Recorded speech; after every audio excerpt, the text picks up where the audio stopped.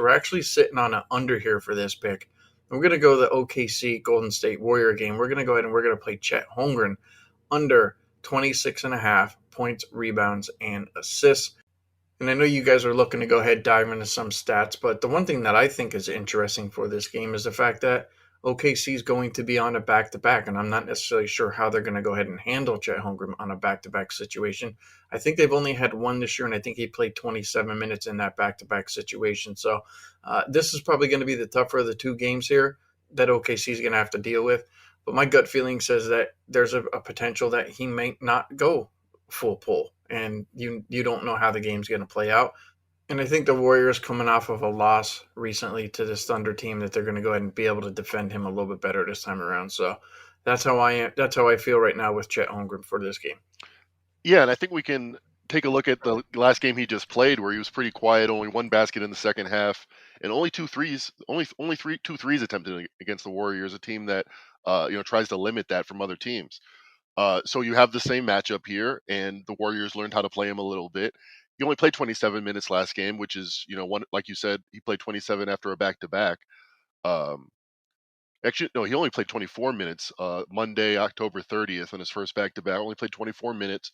Makes sense, with an asset like Chet Holmgren, a guy that missed all of last season, that they'd be a little bit cautious with him. I kind of lean to the Warriors here, especially if Steph doesn't play and the line tells me. I'm a little bit cautious about playing the same team twice in a row in the same matchup, but I mean, it played out exactly like I thought in the first matchup. The Thunder just seemed to be a lot better, a lot more ready for this moment. Klay Thompson 1 for 10. So if it is another blowout, which I think is at least a 20% chance that this is a Thunder blowout, you're not going to risk the asset anymore. And another thing that we were looking at in pre-production, we're looking at SGA's points, and it's 30.5, which is a little bit too high for us to go ahead and fire on. But after a poor game, which he had against the Warriors, 6 for 21, the last two seasons, he's averaging 35 points per game in 11 games when he scores less than 25 the night before. So I think he leads the league the last few years. I'm pretty sure of this.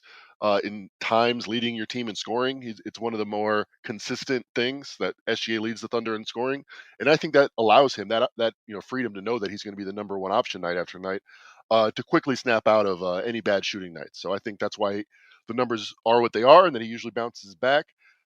If he's taking up more of the oxygen, a couple things happen. One, if he has a big night and they score 40, might be a blowout.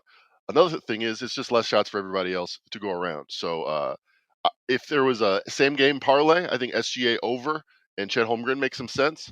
But I do like our best bet here, our player prop agreed upon, going for 6-2. Chet Holmgren PRA under 25.5.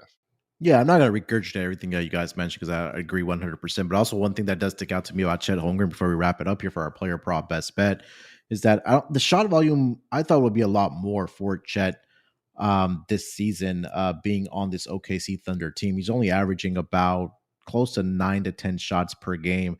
And like you mentioned, Mac, I mean, you have guys on this roster like obviously SGA that's going to get a bulk of the shot attempts, but guys like Jalen Williams, Josh Giddey, I mean, they have guys on this team that can fill up the basket. I think somebody right now has been Chet, who hasn't been able to get that shot volume with this OKC Thunder team. He's done a great job of rebounding the basketball, but if you go back to the last game against the Warriors, 5 of his 13 points came from the free throw line. So, and he only had 7 shot attempts in that game here as well. So 100% agree about this play here. Chet Holmgren, points, rebounds, and assists to go under 26.5 in this game on Saturday night against the Golden State Warriors.